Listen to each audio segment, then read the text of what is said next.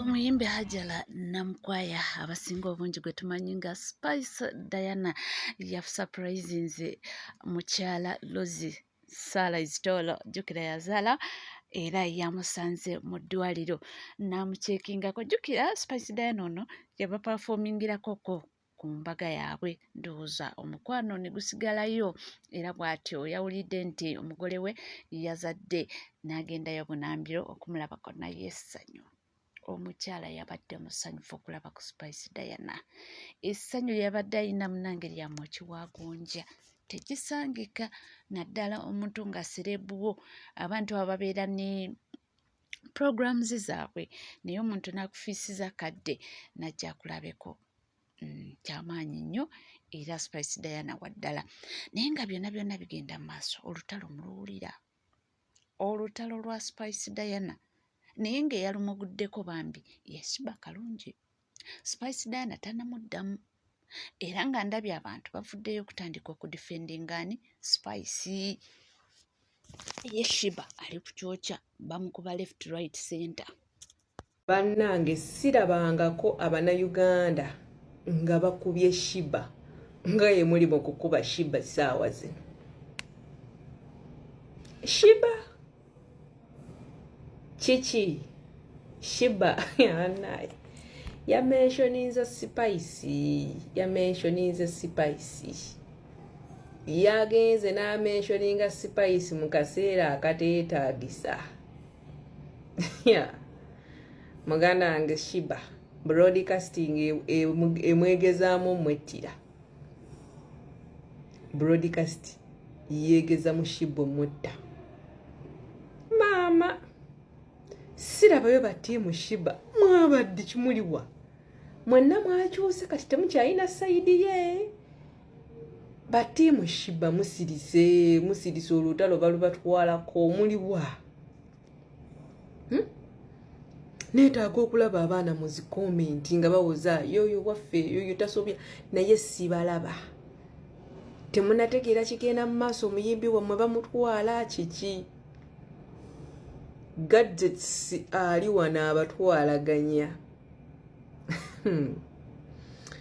Nze nabagamba wano nabagamba kola bintu byo.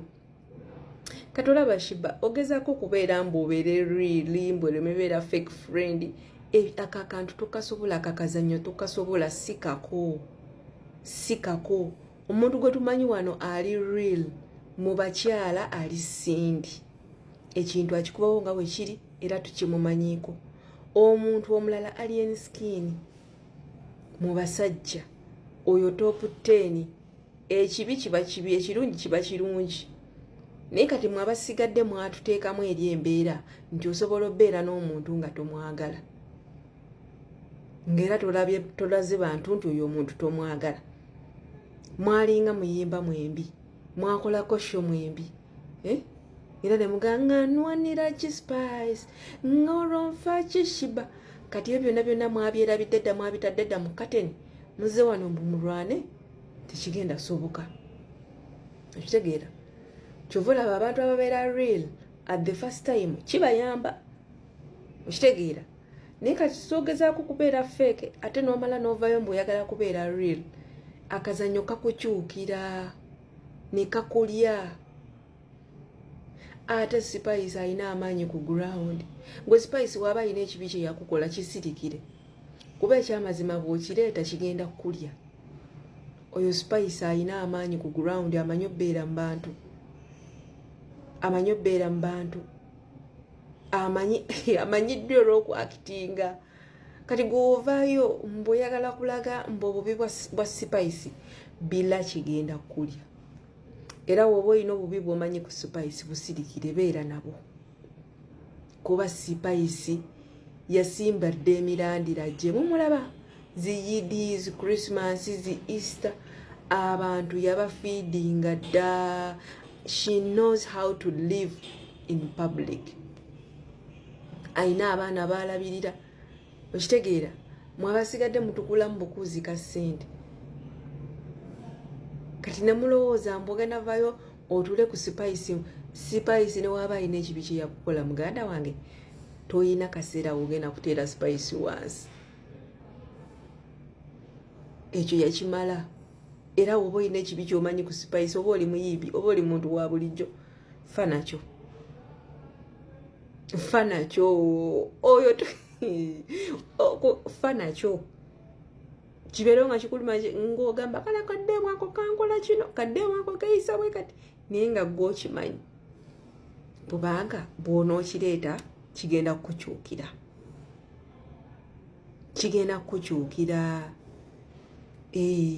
so kati buli muyimbi nga wasalawo okulivinga fake life wasalawo okubeera n'abantu n'obalimba nti bakyaliibo bwe mwawukana musigaleyo musirike kuba kijja kulya interview oba simanya broadcast efuuse broadcast egenda kwettira mukazi wattu ng'ate byoyogera biyinza okuba bituufu naye the moment teri agenda kuwuliriza ate n'Abannayuganda babeera bakwagala naye kasita obaako wootuuka kati wafuna bebi buli muntu yakubeerangako Sheebah funayo akaana Sheebah nno munnaye kati wakafuna balaba wabenkana dda tokyalina kyobagamba people are like that eno video eyinza obutakutuukako naye buli mukyala wonna wooli abantu bakwagala tonnatuukawo we bali naye kasita otuukawo balaba nga kati obenkana n'abaali bakwegomba nga bagamba batandika okuwulirako obujja so omukulu Sheebah katusabe wahiringe kuba wazze kuhiringa naye ate ndaba broadcasting enegenda kuzayo mu depression abaana bakuli bubi ate ye Junior amugambye nti ebintu byetaddemu abireke addeyo mu studio alikodinga ennyimba kubanga abantu gyemumanyidde awo Sheebah nawe nakulabye otandisa ebintu ebitali mu magezi mbokola app dust sibanya broadcast Sheebah va mu bintu ebyekisiru dda mu studio Sheebah teri kikukozesa broadcast you are past that level dda mu studio yimbe ebyo byotandisa ebyo byokuwammanta omuganda akiyita kuwengenekwa Spice oyina ennugu Sheebah ebyo biveemu va mu broadcast toli YouTuber ozibye brandi yato gyonoona kati kye kyakutandikisiza ebyo ebintu obuuliriraani ani yakwaddaga amagezi Sheebah to start those things ebitali magezi bigalewo mangu close that chapter birekere Zubeda birekere bana abakyeyiya ba Zubeda abakyanoonya emmere ya leero watayogedde talya these girls abali batunda sumbusa e Makerere namu mwesiza nnyo ebbeeyi nabakulaba okutukira ku muzindaalo ebyo ebintu birekere bano ba YouTuber bano these boys basendi ba Jackinis abamanyira okusabiriza sijja bakulu bakyali yakusabiriza bintu bya ordinary. You a special person. You are. You a star. Gwe Nicki Minaj wa Uganda Sheebah. Omuntu wali muyimbi mukazi akusinga Sheebah. Si sente. You live a very nice life. Nina kulabye ku broadcast nga oh my god. This is not the Sheebah I know. Ebyo birekere Franka Ntambi woloni balukeza. Birekere Ntambi. Birekere Sendi mukadde waffe. Kwa we batayogedde tebalya. Kalize Junior nange nina byesta kyakola. Gata wonavaawo. Junior mwe class. Kyagale kigane amwe brand. Nze ndi brandi. Okisegedde I am. Junior ne bwenkera ku machane nekoona akagere wali. Ense emanya. Ti Junior is sick. Kati nina byesse takola. Amwe brand. Nada. Nchimanya abamu kibaluma yes. Temwagala chikiriza. I moved the internet. I moved this internet. Hey. Era singa awadi muzi wansi. N'ennugu y'abanna Uganda. Ono ye omulala agambe nti ekitawanya Sheebah nti mbu yakola akantu akakyaganya okukwatayo. Kakati mbu n'ayagala anoonya amasanyalaze. Ngaguddewo olutalo akantu katambule bulungi. Ono ye bw'atyo gw'alaba ensonga. Byogeddwa okuva lwe wayingidde business y'akantu. I'll call it a business and I'm not so sure and I don't know why music atudde mu bayimbi abasinga essaawa zino they want to resort to other things. Sigamba nti mu bubi kubanga namwe mulinga abantu abalala era n'emirimu emirala musobola okugikola. But waliwo omuntu atandika omulimu n'anoonya ntunze ntya business yange eno kubanga emanyikwa mu bantu. One, kyekisooka n'alondayo n'agamba ha gundi ono alina abagoberezi bangi singa n'amugambako nti ajja atandika okugula ewange business ye egenda tandika okwatractinga oba business ye egenda kwattractinga abantu bangi bajje bamugambeko. Kino kyogera mu context ki nti ono akimanyi nti over time and again lwabadde nga ajja attackinga Spice Diana and Sod ng'afuna abamwanukula oba abamuddamu bangi simply because Spice Diana alina abamugoberera n'abamukiririzaamu bati bangi. So kati mu kutandika business ye y'akantu ndowooza nga YouTube ye tekyatambula bulungi omanyi ali mu bizibu ye ne Jeff nalabanga ataddeyo ekibaluwawo mbu asuwinga Jeff but in actual sense era sijja kwawukanako nga kubalala ku social media olutalo osobola odduwangula ku Jeff ne mu mateeka tosobola muwangula kubanga company yali ye mwe wayitira okumanya tomanyi we bayimirira nga bawandiika oluyimba ennyimba zonna z'olina ze bagamba nti hiti za Sheebah sente za Jeff ye yagulanga ba writers okujja okuwandiikira ennyimba. That aside oyogedde ku Spice Diana okubeera jealous banange I stand to be collected. I've never had Spice Diana namukwaya hajala anywhere nga mentioninga nti I'm jealous oba nga mentioninga nti I'm envy Sheebah alina kina alina ABCDZ. Sheebah at 37 years ate nga tugibuusabuusa waliwo ekyamba ekyakwatibwamu ne byotuuseeko. I think watandika struggle zo nga bw'ogamba mbu at the age of 17 somewhere there nga Spice Diana kyemanyi yali akyalina mu primary nga akyasoma. Sheebah otandise okuyimba okutteyo mu kuyimba Jeff akutta akututumudde nga Spice Diana ali mu ssomero. I think Spice Diana agenza okuba breakthrough ye it was around 2015 okuba oluyimba lwe olwa Baby Boy Onsaanuula. I think 2015 kati tosobola kumugeraageranya ku ggwe eyatandika okuyimba mu 2007. Almost Spice Diana agenza okuyimba ng'omaze mu industry emyaka 10 okutandika okukola ki okugezaako okuyimba. This is not offending or doing what but waliwo omuntu alumba omuntu nawe ng'olabira ddala omuntu kyalumbira omuntu it's nothing. Kati nebuuza mu conversation yeeyo Spice Diana yabadde aggirawo gamba nti wabadde onoonya masannyalaze kwagala kututandika kututumula kashoko ng'okimanyi nti ba Spice Gadgets bagenda tandika okulumba oridingira okwo nga bwe wakimanyira nti Spice Diana buli wongogerako ba Gadgets bajja ne bakulumba n'oridingira kwekyo over a week and a month. But Madamu Sheebah namukadde mukyala feminist nga bwe wali bweyita bingi nnyo by'ogamba bye bakuinvitimanya she's jealous of what and what, but ebintu by'olina by'okoledde okumala emyaka close to 20. Spice Diana yakamala mu nsi kendowooza 10 years gyakava celebrating just of recent, but she has at the age of 30 or 29 she has completed the life any woman, any girl could admire. Bulamuki bwegaba amaka agayina bwe ziba business azikoze ezirabikwako eziri legit, bwe ziba studio agizimbi, bwe ziba motoka azifuze. Kati Sheebah kati ate wano when standing okugamba nti bwe bituuka ate mu eyo situation mbu okubeera blessed and what and biki, Spice Diana is way above you. Amaka agalina agakalina well and good now oyina. Spice Diana in a studio. I don't think you own a studio. Spice Diana in a businesses zetulabyeko. She has rentals and everything. But to mind muntu ina nyumba puts in a party company or operating, I even don't know. So there is no way you can be in the same basket with Spice Diana. You can be far away from Spice Diana in terms of age. As far as age is concerned, oli mukulu nnyo to the extent of being her mother.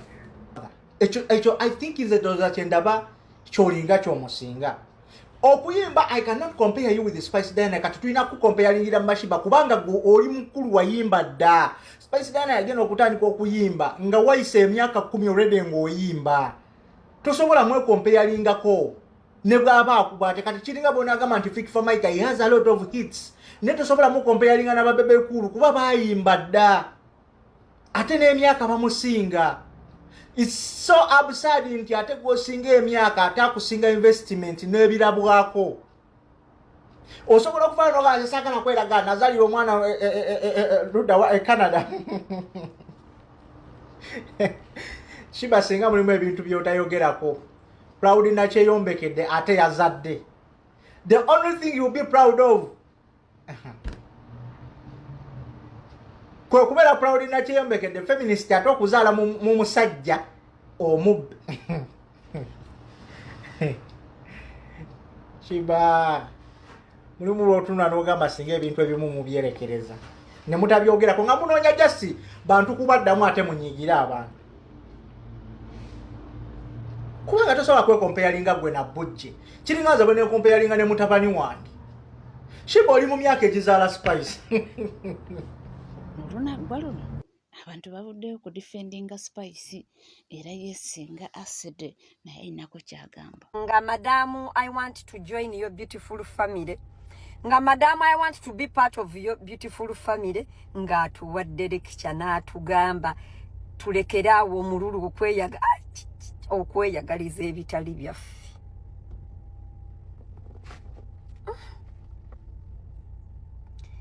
Madamu, I want to be part of your beautiful family.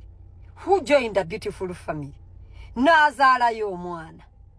Era nga she joined the beautiful private parts that were private.